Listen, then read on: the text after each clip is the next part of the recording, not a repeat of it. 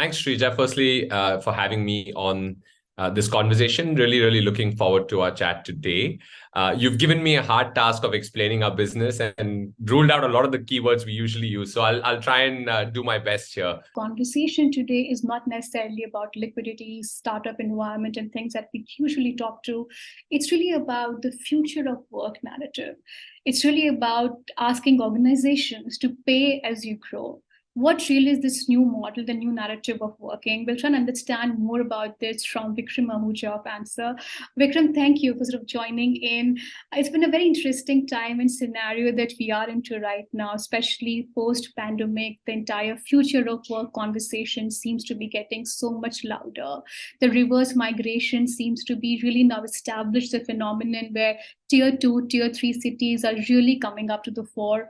In that scenario, I want to understand that what do you really mean by a global capability center targeting tier 2 and tier 3? And let's explain this to me in simple English. You can't use the word technology, you can't use the word future, you can't use the word decentralization, democratizing anything, because we've had so many startup founders using this as their pitches. So I think let's put you on a hot seat. Good idea to begin the conversation like that. And let's see how easily can you explain your model. Yes, Vikram. Thanks, Shrija, firstly, for having me on this conversation. Really looking forward to our chat today. You've given me a hard task of explaining our business and ruled out a lot of the keywords we usually use. So I'll try and do my best here. So a quick background about ANSR and about our business. We've been around for about 17 years, and our entire business is helping large companies build technology and innovation hubs in talent-rich markets such as India. And why we exist really is for a couple of reasons. One is today, every company around the world is a technology company. I know you said that's a word that I can't use, but in this context, I had to, which means whether you are a large retailer, whether you're an media company, a healthcare company, fundamentally, you're building some sort of technology to be able to offer your product and service to your customers in a far more efficient manner, right? So whether it's, large companies like Walmart and Target, whether it's banks, like Wells Fargo or JP Morgan or Citibank, whether it's airlines, today, everybody is looking to transform themselves, by investing more in technology and really sort of thinking about, what the next future of their business looks like. In this scenario, there's a huge demand for qualified, experienced talent. A lot of that talent today sits in places, like India.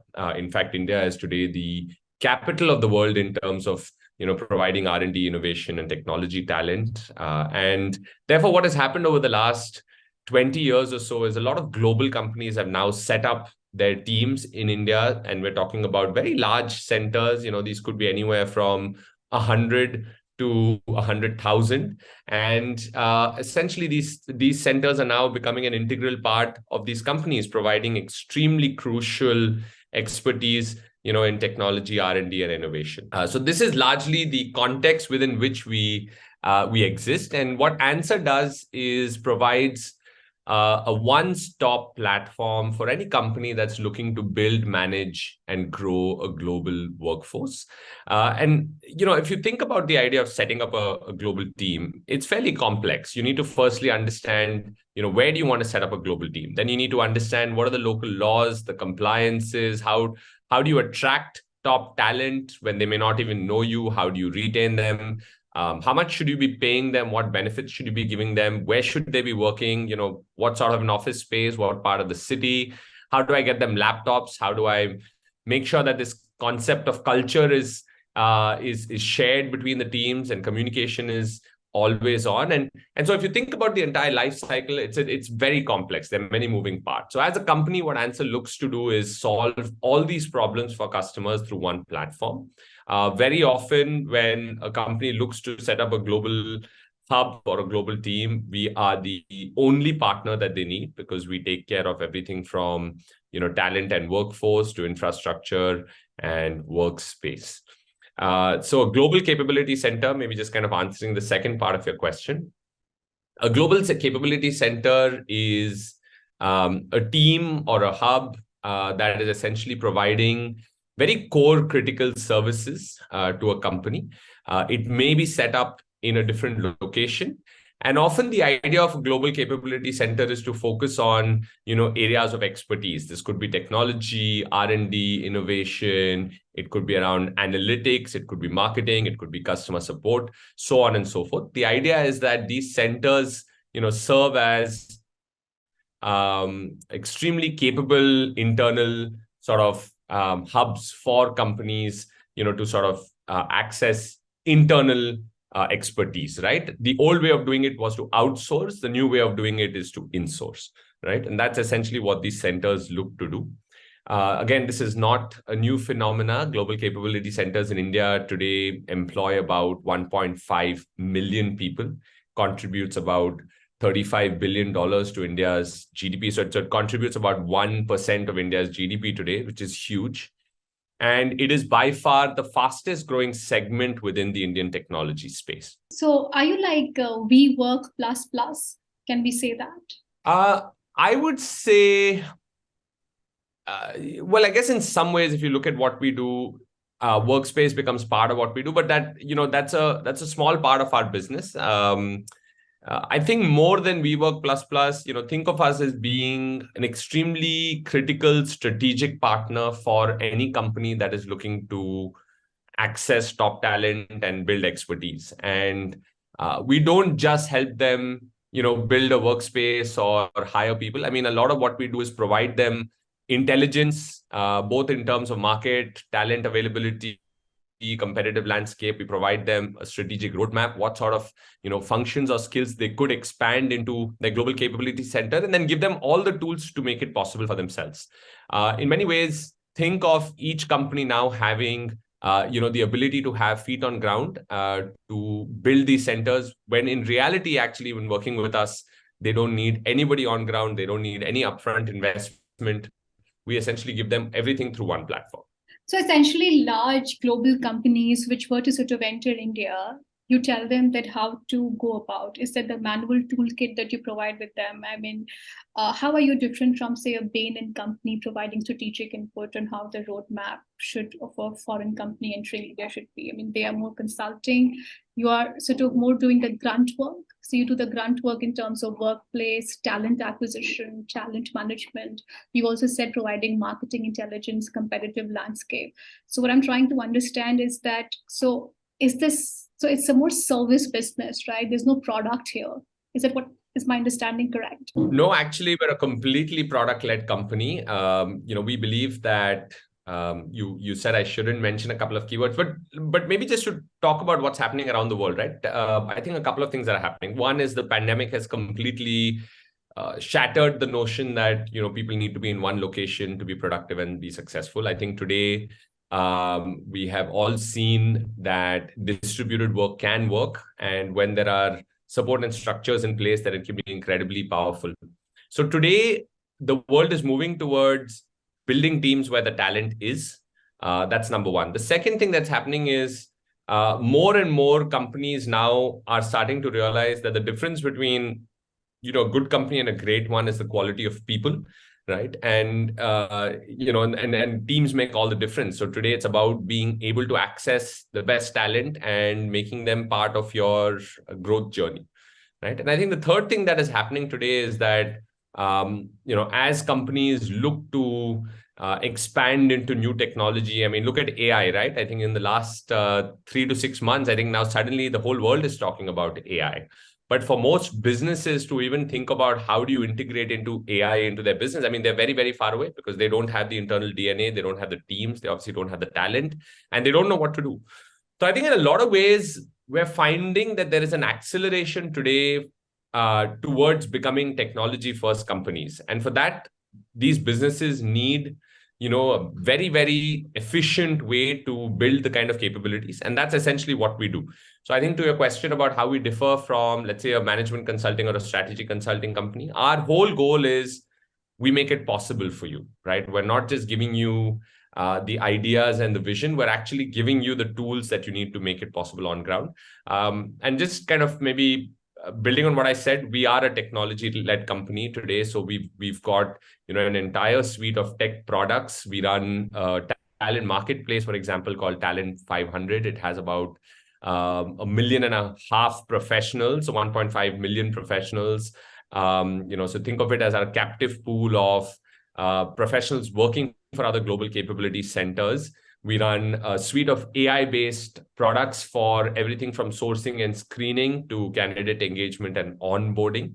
So everything that a customer needs is available through one suite of products. They don't need to go externally, right? And we're able to provide them all of this, in a manner where they have access to data, right? So at every point how you're doing, and which is very critical today, sitting thousands of miles away to sort of have a sense on how you are performing, both in terms of growing your teams as well as productivity and recognizing some of the larger goals that you might have set up. So understood. Right? So basically you might have began as a more service-led model, but then you're pivoting. It seems very clear to a more product-led model, because clearly that's where the future of the business is, right? You can't necessarily be a service business in the long run. You have to get into productization. So what I'm understanding that all this AI product and Talent 500 is all internal product-led. It's all internally developed, right? Yes, 100%. These are all proprietary products that we own. And we've been in this business now for 17 years. So in some ways, we've seen the birth of this segment and grow from nothing to, like I said, today close to about $35 billion in revenue for the country. So much going on. And, today it's not just a large Fortune 500 company that wants to come and set up shop. Today it is, a startup that is being born in Boston that is thinking about building a team in Bangalore at the same time, right? That's because you have the talent, you have the expertise, and more importantly, it allows a company to get off the ground very quickly. The way we're thinking about this is that tomorrow, any company anywhere should be able to build a team anywhere. And that is the vision that we are trying to have for our company. So you're trying to become a global company with your advent of products, not necessarily focused in India. So any company trying to establish a capability anywhere, the answer is an answer, right? The answer lies in answer. Yeah. That's exactly what you're trying to tell me. Great. So now that two things are becoming very clear. One is that the way that you keep saying that, Shrija, we have seen this business for over 17 years. And I have to ask you that this global capability center narrative was also used in the context of BPO culture, right?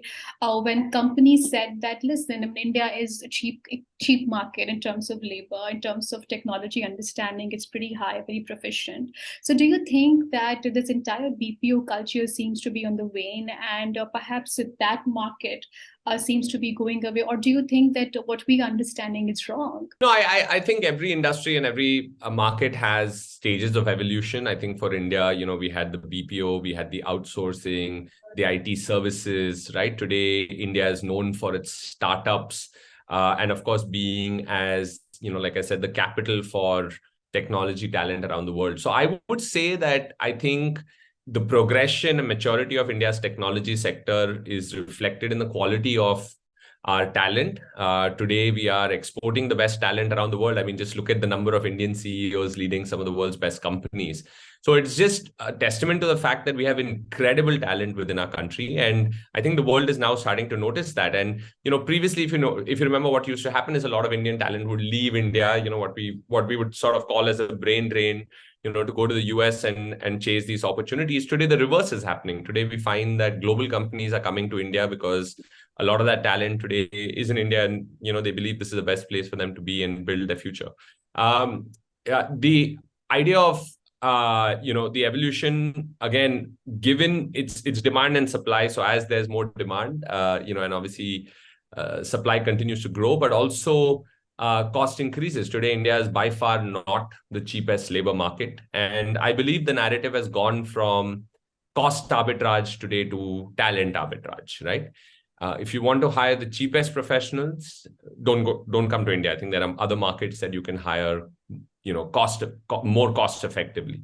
But if you want to hire, or if you want to access the largest pool of experienced expertise, then India provides, a very compelling proposition. Vikram, you are right at the center of how the past 17 years businesses have evolved in India, right? People who are entering into India or people within India evolving. You yourself are pivoting the business as the nature of the business grows. So let's talk about Answer as a business. How was the pandemic for you? And how is the post-pandemic for you? A pandemic would have meant perhaps newer opportunities, but as a business, as revenue numbers, do you think that 2023 brings in a fresher set of opportunities? How is that? We were, I suppose, fortunate enough to be one of the few fortunate businesses that were perhaps in some ways positively impacted by the pandemic, as more and more companies went remote and started to explore a more distributed style of work. I think our business was in the right place at the right time. We got tremendous interest from companies that were now looking to build very effective teams and did not know how to do it. And the fact that we'd done it for so many years, gave us a lot of credibility and opportunity to talk about what we were doing. So in some ways, of course, we benefited from the pandemic. But, in other ways, there were definitely indirect effects on the business. For example, a lot of our core customers, slowed down in the early days. Nobody really knew what's happening. I think if you look at a market like India, the second wave hit us hard, and that had a huge impact on how a lot of companies started thinking about this notion of concentration risk, right? If I'm building a big center only in one location, is that too risky for me, etc.? So I think we've definitely had our share of learnings along the way. We've been, we have an incredible team, and of course, very fortunate and grateful that we've had some tremendous leadership within our team to sort of help us get through this phase and be extremely creative in how we address the opportunities that came up in the market. I think post-pandemic, again, we're seeing tremendous growth in demand. More and more companies, like I said at the start of the conversation today, are realizing that it's not about how work gets done or where it gets done, but how effectively it contributes towards the larger cause. So more and more companies previously that were very close to this idea of building different offices have now come back and said, look, if I have people working from home, then how does it matter whether they're in India or in the US, assuming that, of course, there's going to be a bit of a time zone overlap, but at least the idea of building hubs is not that looked at with that much skepticism amongst these folks today. So I think we're seeing a lot of growth. I think the future of work and the future of how business gets built now is going to truly be global. And we're really excited about where the world is going. Yeah, but you did not answer my question. You can give me some sense of your revenues, like how revenues. Yes, sorry, I missed that. Yeah. No, revenue, we've seen year-on-year growth. In fact, this last year that closed was our best year revenue-wise. So to be honest, we've not had a single year where we've seen a dip in revenue. In fact, only increased our revenue as well as our profitability. We've been a profitable company from day one. So I think overall, the numbers look very solid. And in fact, we're very excited about continuing to see even more growth in the coming year. What are those numbers like? Yeah, so I'm not won't reveal the exact numbers. We're a private company, but absolutely. I mean, we're inching closer to the triple-digit $1 million revenue numbers and doing it very quickly. Okay. But Vikram, the space that you are in right now, going forward, 2023, I mean, it's extremely competitive. I mean, you must be being bombarded from all directions, especially because of technology. I'm understanding that you might have had a great run the first 10 years, answer just by the virtue of being there in the market, perhaps initial mover advantage, businesses coming in. But I think the post-pandemic technological advent that has really happened, you yourself are pivoting to more product-led organization, which seems to me the right direction to take, just given the way business is evolving. But the future of the work, like you mentioned, I mean, more and more leaner organizations will be becoming unicorns, like with AI coming in, right? I mean, I don't think the days of 1,000+ people by way of technology and doing unicorn, I think it's becoming, if it were lean workplace, it's becoming a leaner workplace, like 10 companies, 10 people companies, 12 people come, in fact, 3 to 4 also. So how does that, when AI and the future of work combined, does that mean to you as a business? Isn't AI more threat to you rather than an opportunity? No, not at all. Look, I think we work in a fairly complex environment. Like I said, there are multiple moving parts in our business, right? In terms of how our business is organized itself, we've got an entire vertical that just does workforce and talent solutions. We've got an entire vertical that does workspace and a third one that does business services, right? So your finance, accounting, HR, payroll, etc. At the end of the day, we believe our business is about people, and you can never replace people to people connect or people to people value, right? I mean, AI can only augment it. So in many ways, we are very bullish on how AI will help our own processes become a lot more efficient. And we're investing heavily into integrating AI into our product. So, I mean, I mentioned earlier, for example, that we have an AI-based workforce and talent solution platform. Today, what that does is does a lot of work in intelligently identifying best fit candidates for specific opportunities. And today we're able to work at about 85-90% accuracy from our AI engine, which means, it's saving us literally, tens and hundreds of hours every month in terms of what our recruiters used to do or our teams used to do, right? So we're working at 2-3 times the productivity, which is definitely beneficial. I also feel that your point about companies and teams becoming leaner is absolutely true. I think we'll definitely start to see a lot of efficiencies in how things get done today, particularly around how information is processed and shared, and how people use AI models to make that more efficient. But again, I go back to the point that I mentioned at the beginning, which is that we're in the people business, and in the people business, people need people on the other side. And so that way, I think we will never have a shortage of people that can work with us that will essentially deliver services and provide that value. But I think we're very excited on the role that technology and AI will help in helping us scale it to a different level. So what are 3 big areas or 3 big milestones that you have set for yourself in 2023? I mean, India has this ambition of becoming a 5 trillion economy by 2025. So which are the 3 big areas that you are sort of focusing on?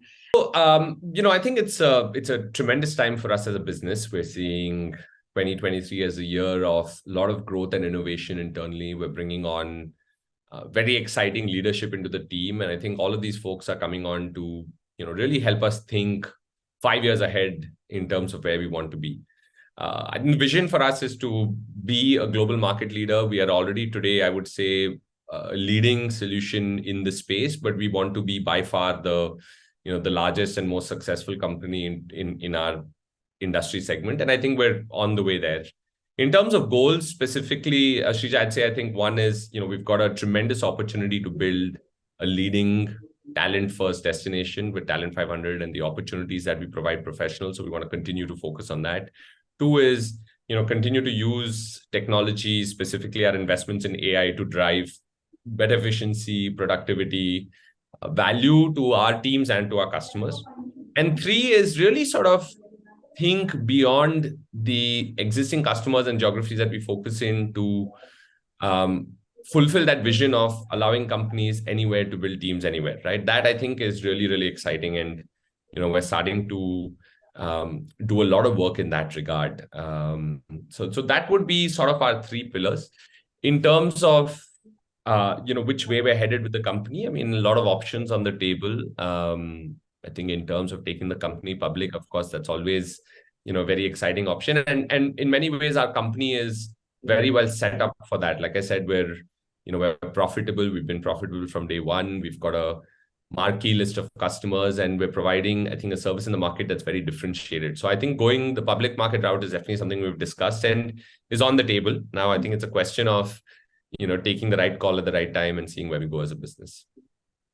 If I were to give like a one sort of sentence summary to this, so you want to be a SaaS workplace / talent building capabilities across the globe, so not only catering to India, but a SaaS company originating out of India for global clientele, right? Is that what your thinking is, right? No, in some ways, we're already doing that, Shrija. I mean, we're already a subscription-based service. Our product is, offered on subscription, and the model is very simple.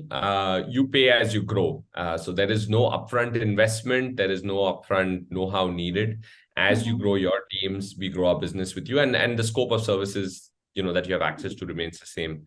So in some ways, we're already SaaS. I think as we continue to, invest in our products and get our tech out there a lot more, I think what we will also do is unbundle a lot of what we're doing so that customers can access part of what we do, without necessarily needing to consume everything, right? So, you can access the talent marketplace independently, or you can access our AI screening solutions or our market intelligence solutions separately, right? So all of that is something that we are already now doing and already sort of have it live with a couple of customers.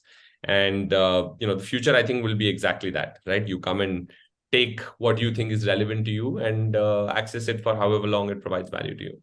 So it's like the thali model, right? Take what you like and pay for that, right? Yes, it's a whole suite of products across the whole, global workforce landscape, and you can choose what works for you, or you can take everything and get the benefit of all of it in one platform. So tell me, Vikram, what we don't really know. For instance, are you seeing some unique areas in which businesses are exploding, something which is not necessarily gone to the mainstream media narrative?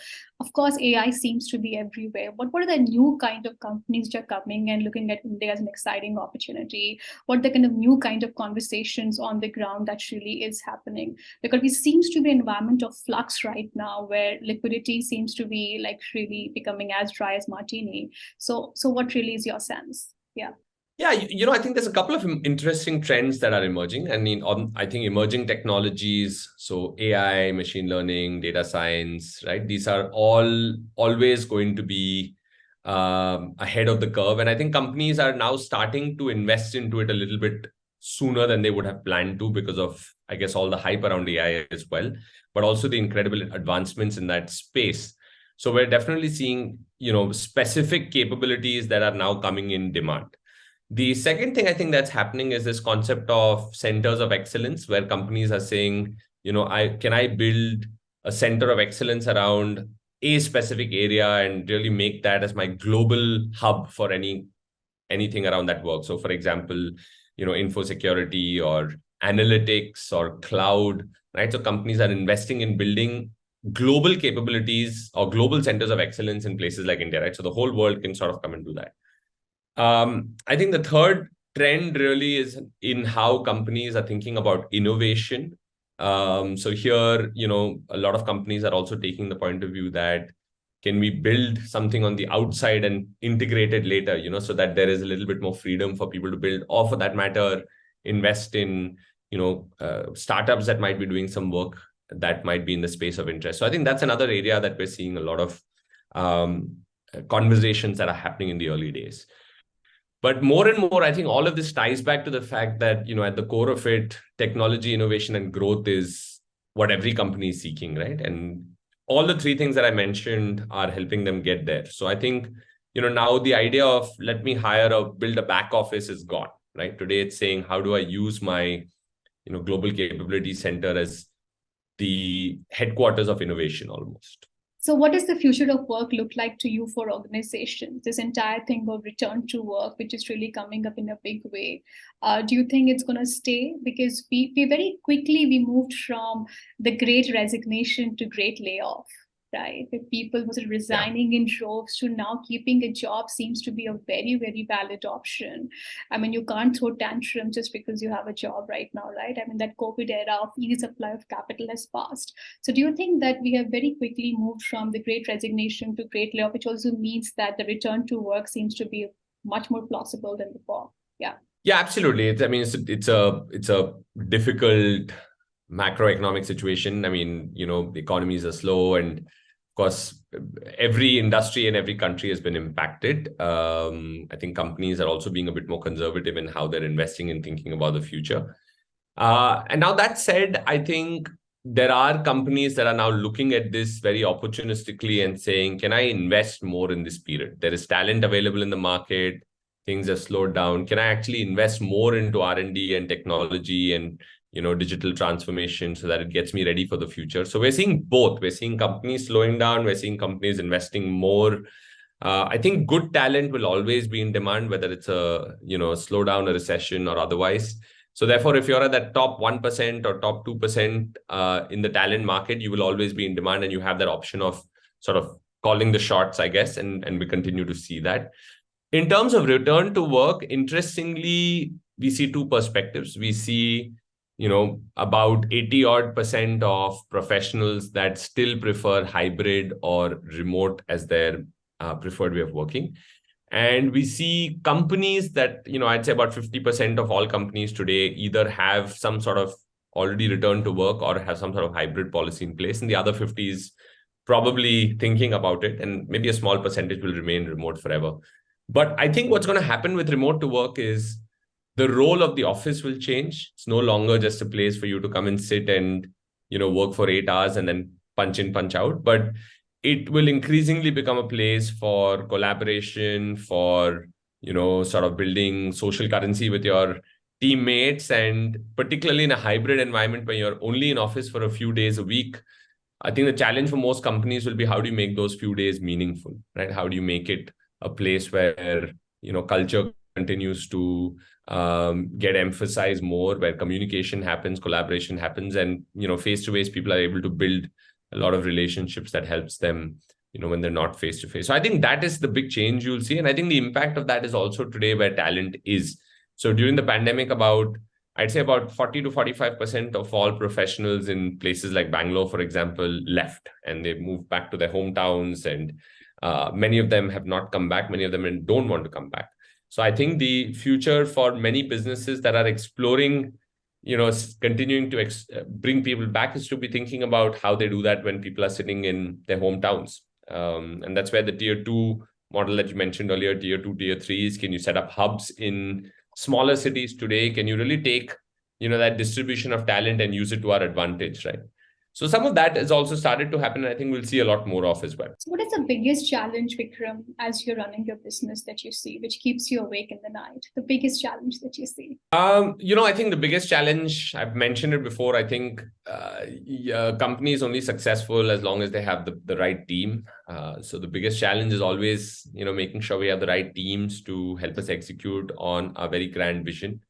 And, at the same time, of course, ensuring that our teams feel fulfilled, have a sense of growth and a sense of purpose that is in line with their, personal and professional ambitions as well. So by far, that is always, I wouldn't say it's a challenge, but perhaps our biggest priority.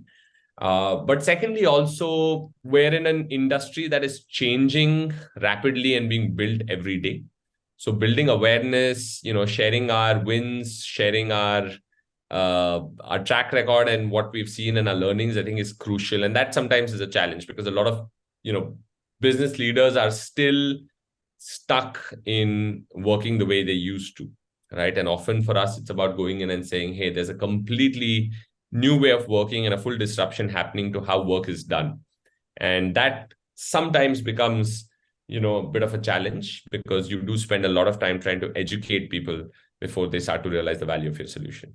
So what is the fresh perspective that you are bringing to the business, right? So is there a possibility that more often than not, 17 years to a VC might sound like, oh, that's more like an aberration. That's more like a sort of a baggage, right?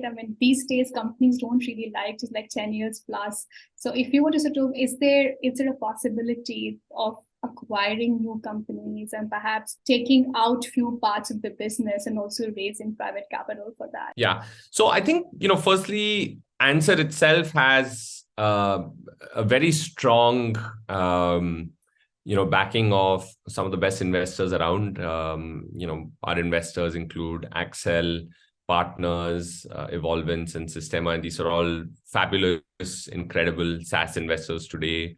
Accel, for example, has invested in some of the biggest SaaS success stories in the last many years, and we're very fortunate to have them by our side. So I think, as much as as you look at this market where funding and liquidity sort of becomes a challenge, more and more investors are looking for companies that have a proven track record, that grow and are profitable, and we check all those boxes. So I think we are very well received by the investor community. To your second question of, where do we sort of take the business, and should we spin out and do we acquire? Absolutely. We've already been making a fair amount of play in the M&A space. We've acquired a couple of companies that have built some very interesting tech adjacent to our business. And again, it goes back to that notion that we want to build this concept of, the operating system for global work. So if we find businesses that are in similar spaces that are complementary to our growth, and, the founders are like-minded, then absolutely, I think we have the best platform for them to build their business. And I think we have a good track record of doing that already.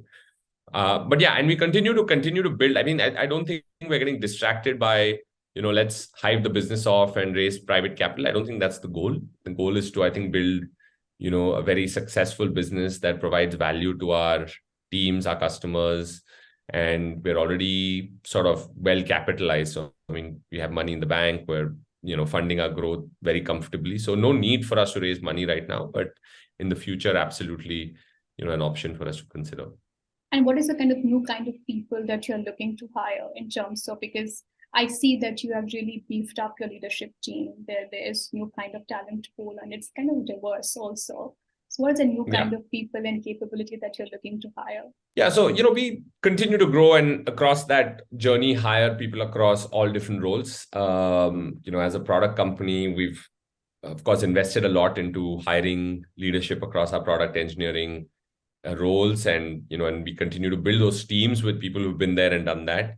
And of course, we're continuing to expand, which means, growth, sales, marketing. I think all of these are areas that we'll hire into. So I think short answer to your question is, we're hiring across the board. We're going to be growing very quickly, and our ambitions are big, so we're always looking to hire people who've sort of been there, done that, and come with that hunger to sort of build something and see it grow.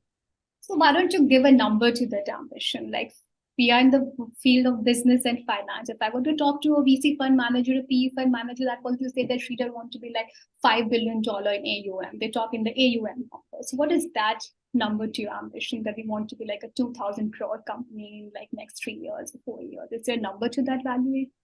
Because there's a number to that. That's how leaders talk, right? Internally. Yeah. No, look, I think we've, like I said earlier, I think in terms of our revenue growth, we've showed very solid year-on-year growth. I think, we definitely look to build past that 100 million revenue mark, and we'll get there very quickly, but we want to sort of quickly scale that up, and to be doing a few hundreds of $1 million of revenue. I think we're already on our way there. We want to continue to maintain profitability. So, I think that is extremely important to us. And maybe some of those decisions come contrary to each other, right? Sometimes you've seen in startups, at least, some businesses will invest in growth at the cost of profitability. And in scenarios like this, they really face a difficult challenge. So for us, it was always about growing, but growing responsibly and sustainably. And I think we've achieved that. So we will continue to sort of do that. And I think in terms of where we are headed, the value we're providing and the value that we're receiving, I think crossing that $1 billion valuation mark is also something we're fairly confident of within the next year or so. So hoping that, that from a milestone standpoint also gets checked, and we're able to provide that upside value to our, to our teams as well. I think your ambition is running very fast, because the numbers that are providing, that I'm asking in my questions, you perhaps already tick boxing them. So good for you. Now it's time for like some fast questions. The biggest fad that you see in technology, what would that be? It used to be, I think, the metaverse. I would say today, unfortunately, AI is both, becoming a fad as well as is obviously a real opportunity. But perhaps all the chatter around AI has the risk of it becoming a bit of a fad as well. Your advice to VCs, what would that be? Advice to VCs? Oh, wow. I think, no, I mean, I no one to give advice, but I think, looking beyond the bright and shiny, I think there's a lot of value being created by hardworking entrepreneurs out there who go missing because, a lot of the bright and shiny tends to take the spotlight. Okay. And Bezos or Musk, who would that be for you? I think Musk. He's fearless, right? In some ways. Okay. You like that? You like that personality, right? I'm not, I mean, I think there's a lot of things that Musk does, which is you sort of question where it comes from. But I think there's a lot to admire as an entrepreneur, just the ability to, I mean, the guy runs like, I don't know how many multiple businesses at the same time, and he's able to go very deep in all of them. So I think just being able to have that level of ambition and multitask, that level is, of course, but also he's just been incredibly successful. So I think lots to learn. Thanks for your time, Vikram. I enjoyed my conversation with you and hope you have a great day. Thank you. Great. Thanks, Rija. Take care. Bye-bye. Bye-bye.